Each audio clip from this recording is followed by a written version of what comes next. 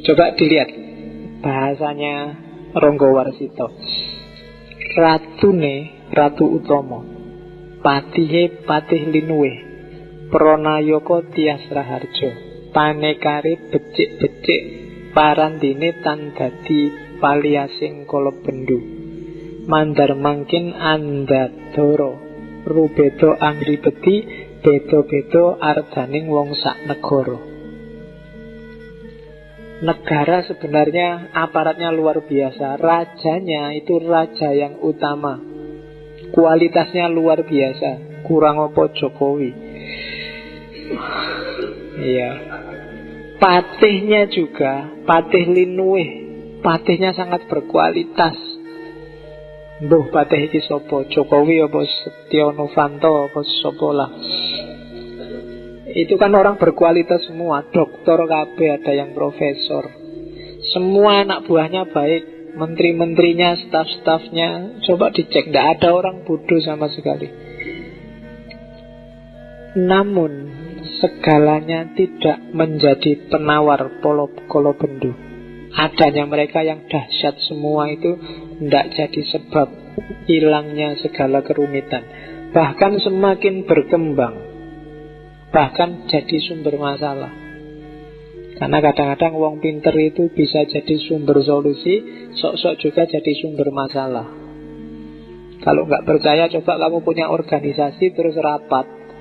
Kalau pengurus organisasi pinter semua, rapatnya mesti suwi. Semua usul nggak selesai-selesai. Akhirnya keputusannya rapat ditunda untuk rapat berikutnya. Jadi rapat lama-lama kesimpulannya untuk rapat lagi. Kadang-kadang enak sing bodoh-bodoh ngono diajak opo wae manut. Gini ya. Iya, pinter ki malah nyusai. Kerepotan-kerepotan makin menjadi lain orang, lain perilaku anggarannya. Yang mahasiswa punya anggarannya sendiri, yang dosen punya anggara murkanya sendiri, yang buruh punya anggara murkanya sendiri.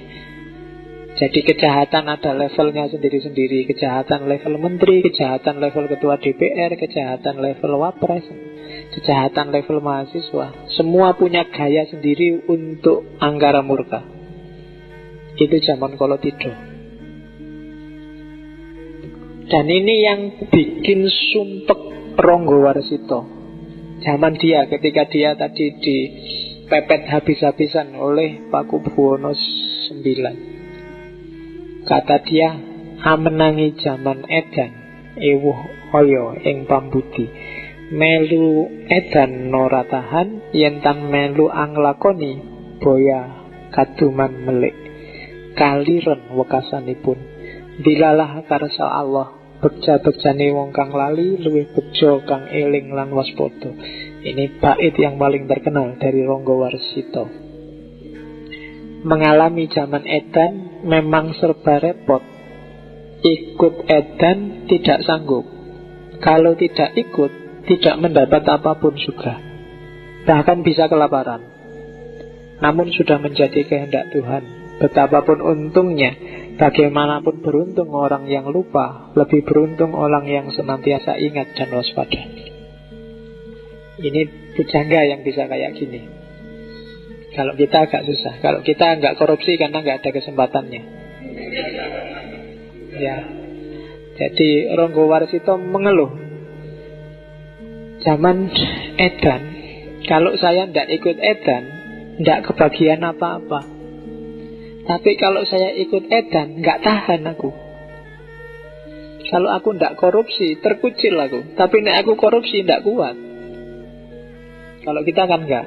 Kalau kita nggak korupsi, terkucil aku karena nggak ada kesempatannya. Kalau dapat kesempatan, ngalah-ngalahi yang kemarin korupsi. Jadi zaman edan bagi orang baik-baik pakai bait ini. Bagi para pujangga yang jernih, dia pakai bait ini. Saya tidak tahu kalian layak nggak pakai bait ini.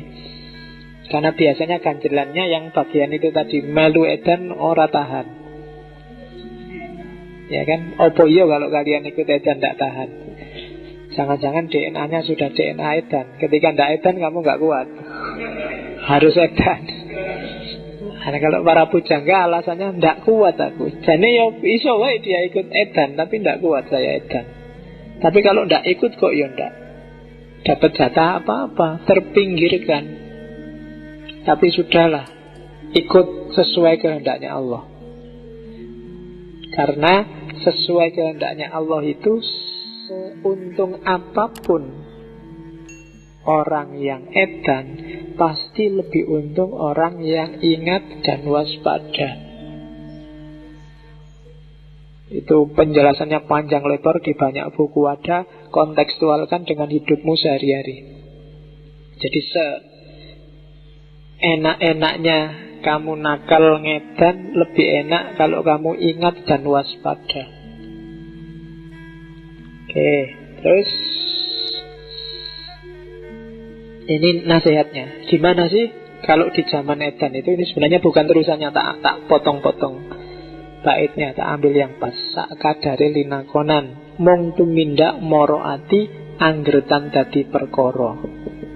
Karono riwayat muni ikhtiariku yekti pamilihin reh rahayu sinambi budidaya kanthi awas lan eling kanthi kaesti antuo parmaning sukmo. Lah terus kalau zaman rusak kayak gini kita harus gimana? Diem aja, pasif, ngelawan juga mesti kalah, kita kalah power. Katanya Robo Wasito, ya sudahlah, jalani saja sekedarnya, saisamu, sak mampumu. Sekedar menghibur hati, menjalankan tanggung jawab, asal tidak menimbulkan persoalan. Lakukan aja sejauh yang jadi tugasmu. Jangan aneh-aneh. Karena ada riwayat mengatakan ikhtiar itu wajib. Jangan diem aja, kamu juga harus kerja.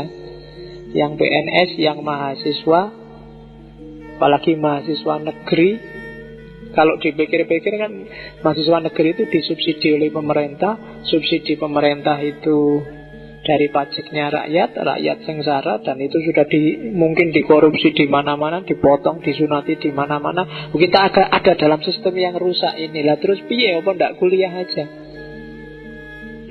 Apa ndak usah kerja aja? Susah aku ndak boleh jadi dosen aja misalnya. Terus mau ngapain? Katanya Romo Basito, ya sudahlah, jalani aja kewajibanmu apa adanya, asal jangan bikin yang aneh-aneh yang nambah persoalan. Ikhtiar itu wajib, namun juga harus milih jalan yang baik. Kamu juga jangan ikut ngedan dan ikut rusak. Sambil berupaya, tapi juga harus awas dan waspada. Jangan sampai ikut tenggelam dalam arus keedanan tadi. Kuncinya di situ. Jangan pasif, tapi juga jangan ikut edan. Lakukan tugasmu. Mahasiswa tugasnya belajar, ya belajar yang baik. Yang dosen ngajar sesuai kapasitasnya. Jangan ikut-ikutan edan, sehingga akhirnya kita bisa dapat berkah dari Allah. Itu serat Kolotido.